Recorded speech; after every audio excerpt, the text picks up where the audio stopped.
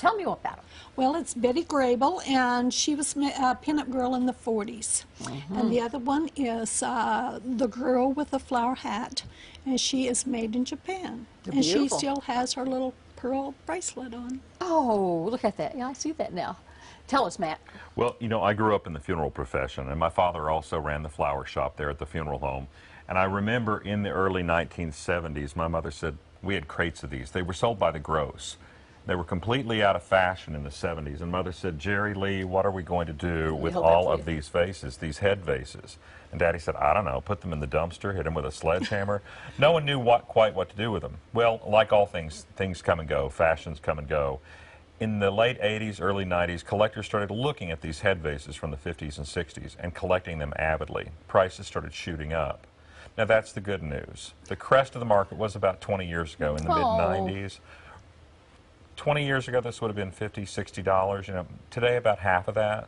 The same on the little girl. At one time, $65, $80. Today, about half of that. They're still collectible, just at a lower price point than they were during the crest of the market, say 20 years ago. Don't you wish you had a couple of gross then? Oh, yeah. Thanks for bringing those in. Money. We appreciate it. Thank you. And this is next, huh? Yeah, you don't see many of those around. At least I don't. No, you won't. And you brought those. How nice of you. And you and your friend have been friends since 1957. They were telling me before we came on the air. Yes. Yeah. Now tell me about this. This is a set that my father brought back from Germany. He was in the war. Okay. He drove an ambulance up on the front line, and this is something that he brought back. It's a utility kit for eating out in World War II, eating out in the field. All right. It's a very standard, good Soligan steel Nazi mess kit. These were given for eating your field rations, whether you were a high-ranking officer or a non-com out in the field. Almost everybody would have had these in his field kit. Now, what's interesting about these is there's a logo on there that indicates they are, in fact, made for the Luftwaffe, for the German Air Force. And our soldiers, after the war, were allowed to bring back what's called war booty. This fell into the category of war booty.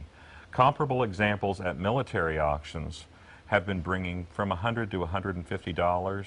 You'll see them in military shops for maybe as much as $2.25, but that's not really indicative of fair market value. Again, looking at the military auctions, think $100 to $150 on something that a common German soldier just once ate with during World War II. Yes, they have the swastika on them. I think that the value of yours beat your friends. Yeah. Cool. All right. Thanks for coming. Okay, We appreciate well, Thank you. You have a good day. This is a beautiful set. It is, and it's very intact for a set of its age.